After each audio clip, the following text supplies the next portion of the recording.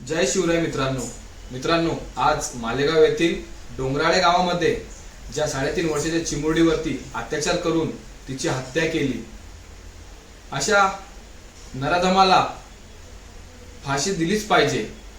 व माझी न्याय व्यवस्थेला सुद्धा विनंती आहे की अशा नराधमांना नुसतं कायद्यामध्ये घेऊन त्यांना सूट नाही दिली पाहिजे, त्यांना फाशी दिलीच पाहिजे।